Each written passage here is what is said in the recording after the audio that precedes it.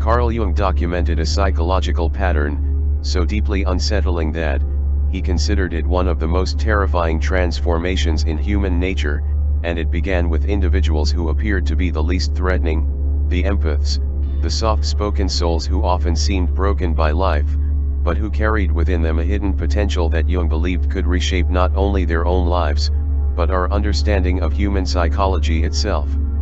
In his Zurich clinic, case after case revealed the same haunting story: people who had spent years absorbing the rage of alcoholic parents, the betrayals of spouses, the dysfunction of family members, and who learned to apologize simply for existing. They were emotional shock absorbers, carrying wounds that weren't their own. Yet Jung noticed something unusual about them. These were not simply passive victims drifting through chaos. These were observers, record keepers, and analysts of human behavior in ways that few others could ever match. When he listened to their accounts, he expected scattered, traumatized narratives, the fragmented speech of broken minds. Instead, what he encountered were detailed internal archives, memories organized with the precision of a strategist, catalogs of betrayal, maps of abusers' fears, insecurities, and predictable cycles of rage. This revelation shifted everything for Jung, because he realized that what society often dismissed as too sensitive was in fact a hyper-developed capacity for pattern recognition, a kind of psychological genius in disguise. And here lies the paradox that terrified Jung. These empaths did not act on this knowledge not until something inside them snapped. Until that moment, they carried all this insight silently, sometimes for decades, suppressing their instincts, because society had conditioned them to doubt their perceptions. When they saw lies, manipulation, or cruelty, they were told they were imagining things.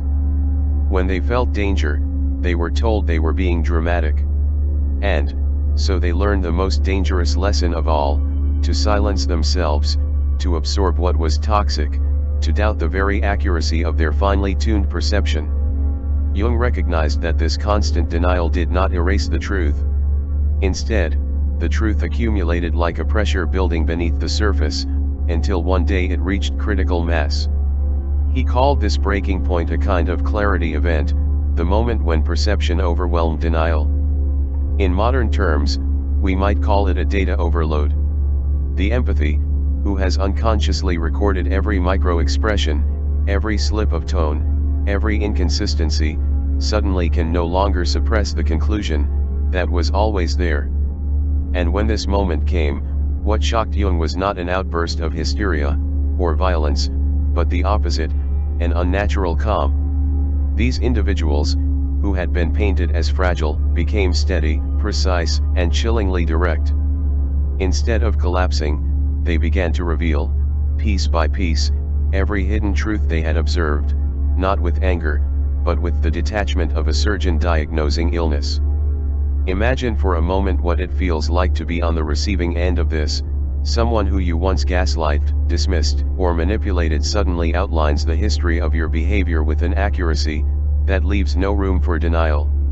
Jung saw this again, and it disturbed him because he recognized it as the process of shadow integration in real time. For Jung, the shadow represented the denied, repressed aspects of the self: the anger, the intelligence, the power, the insight that society had told these empaths to bury. But when betrayal struck, particularly betrayal by the one person they had trusted most, the dam broke. And when it broke, those repressed aspects did not emerge as wild chaos, but as clarity, strength, and authority. Jung realized that what he had thought of as psychological collapse was in fact transformation.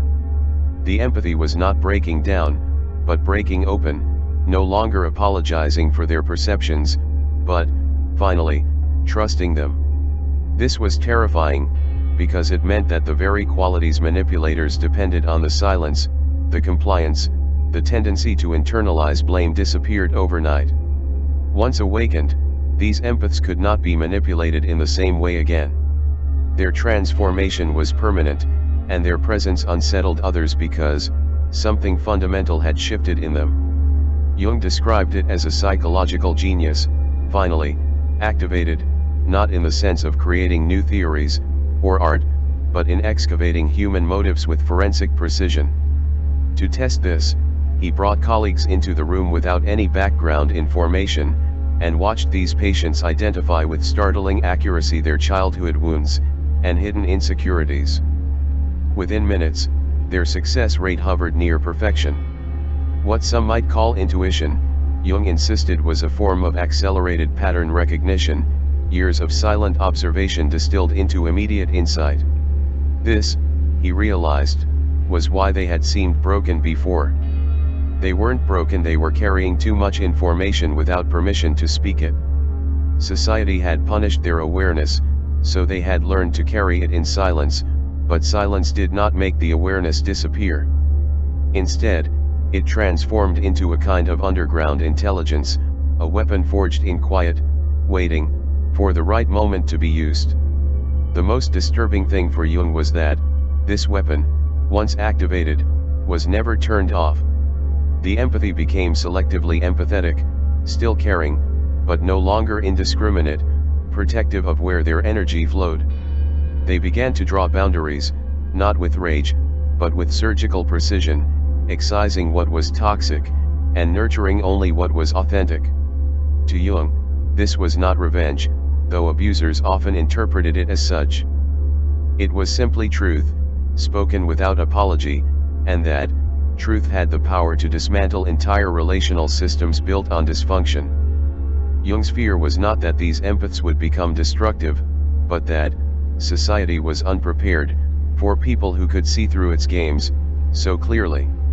And this is where his work becomes prophetic, because today we can recognize the same pattern in how highly sensitive people are often dismissed in workplaces, families, and relationships, until one day they stop apologizing and begin to act with clarity. Their journey mirrors a universal truth about suppressed gifts: what is denied does not vanish, it accumulates, and when it returns as power. The empathyist transformation then was not about becoming someone new, but about becoming who they had always been, freed from the conditioning that told them their sensitivity was weakness. Jung saw this not as pathology, but as evolution, a step toward a more integrated humanity. And that is what frightened him most, because if even a handful of empaths could awaken into this kind of clarity, what might happen if society as a whole began to integrate its shadow? Jung's clinic notes reveal that the true turning point for these empaths was almost always betrayal. Not just any betrayal, but the kind that shattered their last illusion of safety. Often this betrayal came from the one person they had trusted with their whole being: a spouse, a parent, a mentor, or a lifelong friend. It was never the countless small humiliations that broke them, those they had endured with almost superhuman patience. It was the moment the foundation cracked, the instant they realized that the one they had built their emotional world around had deceived them, or abandoned them. Jung noted that the collapse was immediate, but it was not the collapse of weakness, it was the collapse of denial. Imagine spending decades convincing yourself that if you love hard enough, if you forgive often enough, if you carry the pain quietly enough, eventually the people around you will change. Betrayal made that illusion impossible to maintain, and when it fell, what was left was raw clarity. For Jung, this was the most dangerous moment in the psyche, because it was not simply grief, it was awakening. He saw patients who days before had been timid, hesitant, even stammering, when they tried to express themselves, suddenly begin to speak with frightening lucidity. Their voices no longer trembled, their words cut directly to the heart of things, and they did not ask for validation anymore. They did not check to see if they were being believed. They simply knew what they knew, and spoke it without apology. This, Jung argued, was shadow integration in its purest form. For years they had repressed anger, intelligence, suspicion, and even wisdom, because society told them that to survive they must be agreeable. They must not make others uncomfortable. But betrayal released those repressed elements all at once. They did not rise as rage, but as insight, as if the mind had, finally, flipped a switch, and given itself permission to see reality without filters to the outside world. This transformation looked almost mystical, as if these individuals suddenly had a sixth sense.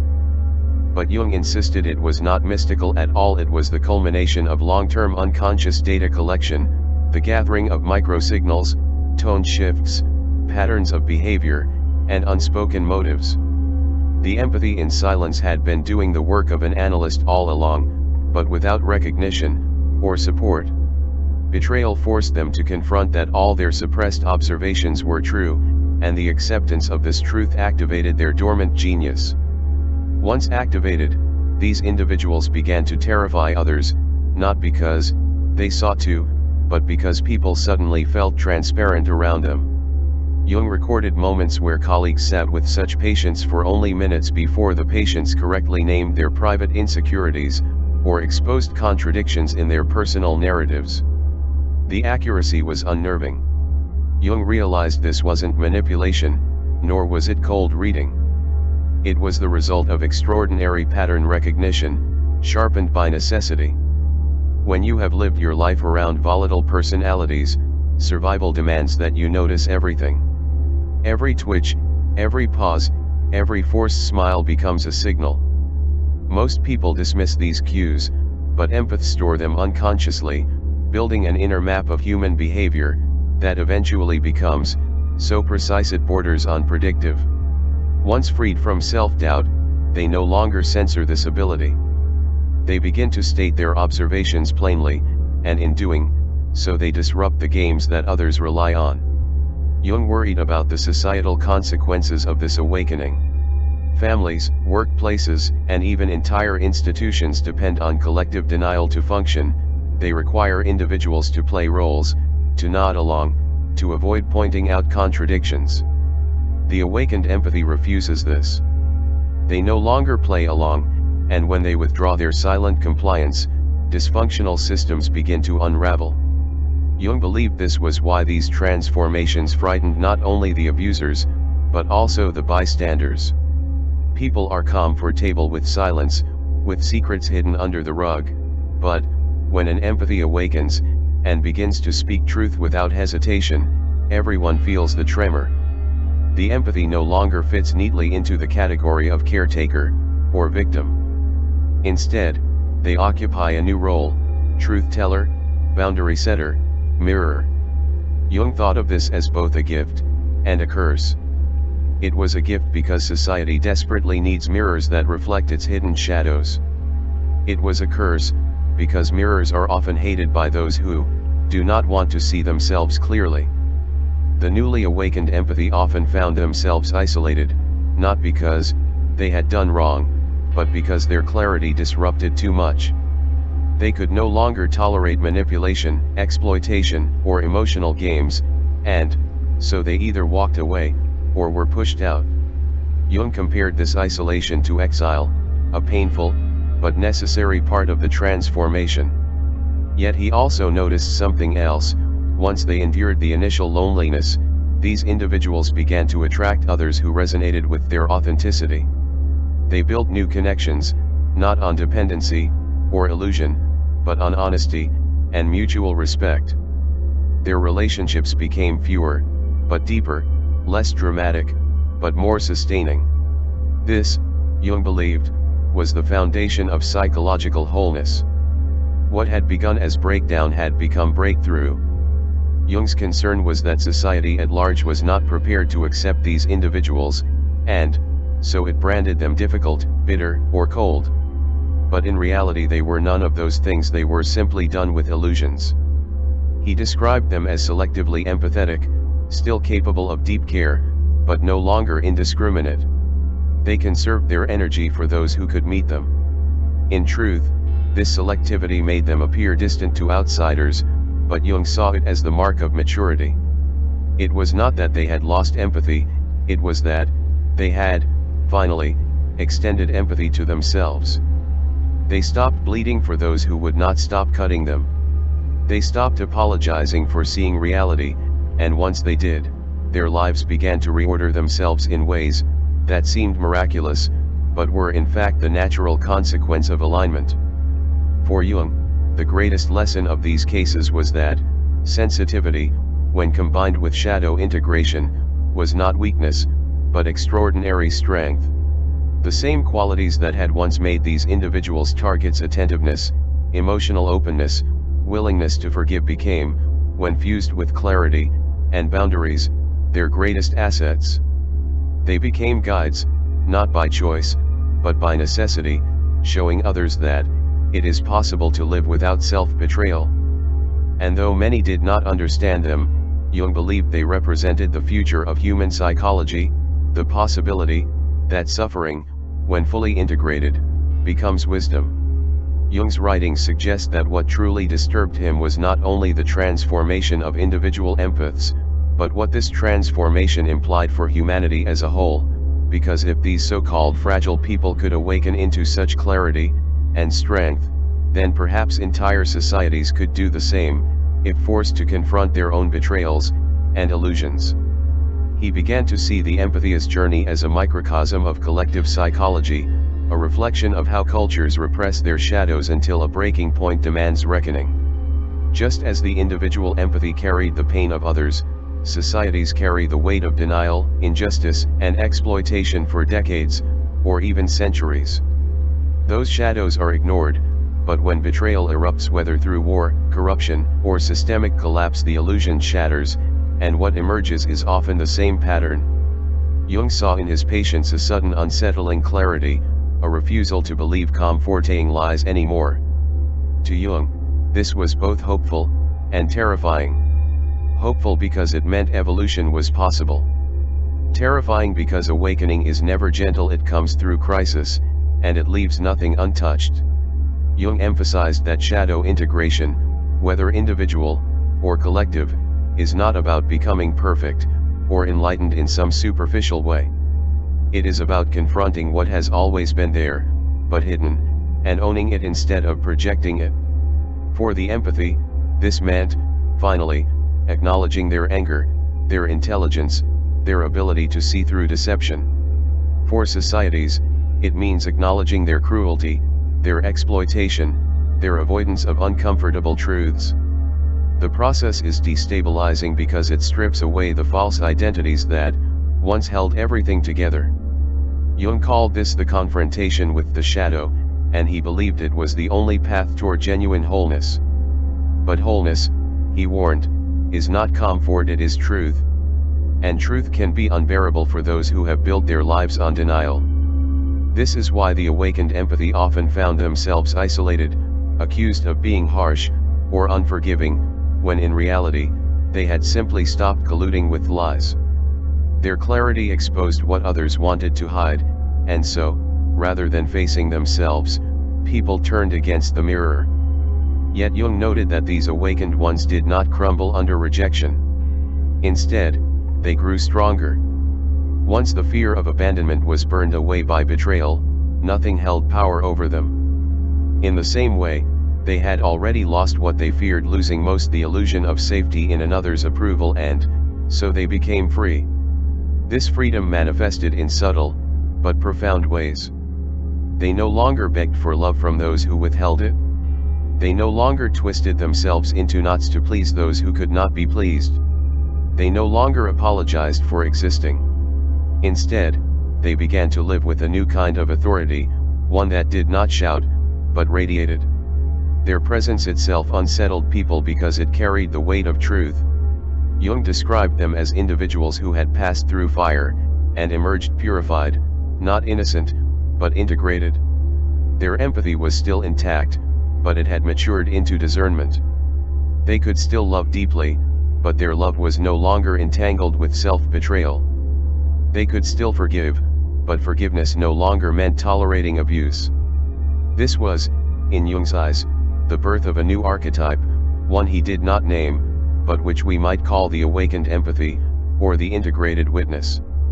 These people were not saints, or martyrs. They were fully human, with flaws, and scars, but their relationship to themselves had fundamentally changed. They had ceased to be enemies of their own perception, and once that happened, their role in the world shifted. They became truth-tellers, disruptors of denial, and sometimes reluctant guides for others walking similar paths. Jung considered whether this pattern could spread more widely. If individuals can awaken through betrayal, can societies awaken through crisis? He suspected the answer was yes, but he also feared the cost. Collective awakening requires collective suffering, and history is full of examples: revolutions, collapses, cultural reckonings. Just as the empathy's clarity disrupts personal relationships, a society's clarity disrupts its institutions. Denial can no longer be sustained, and so systems must either evolve or fall apart.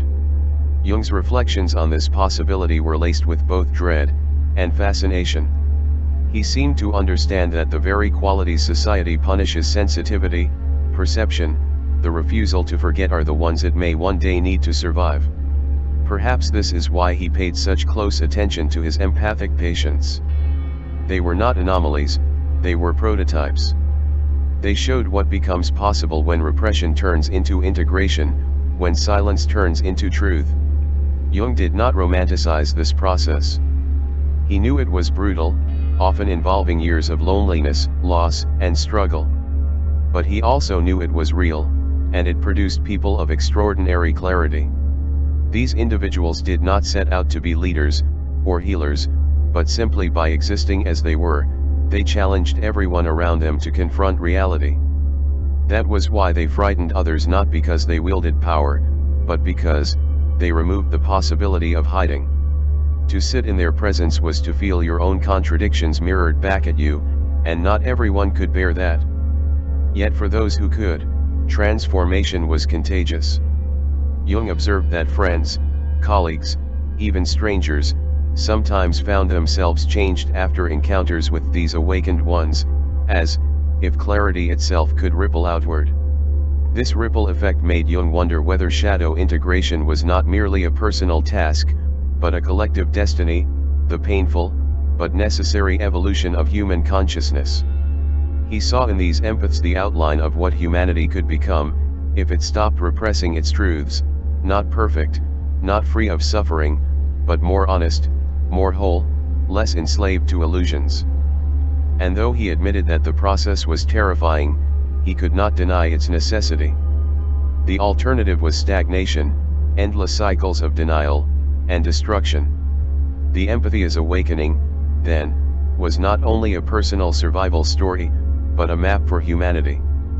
It showed that what seems like collapse can be transformation, that what feels like death can be rebirth, that sensitivity, once despised, can become the foundation of strength. Jung's deepest fear was also his deepest hope that, one day more of us would awaken, not just as individuals betrayed by loved ones, but as a species betrayed by its own illusions, and that in that awakening we might, finally, see ourselves clearly enough to change.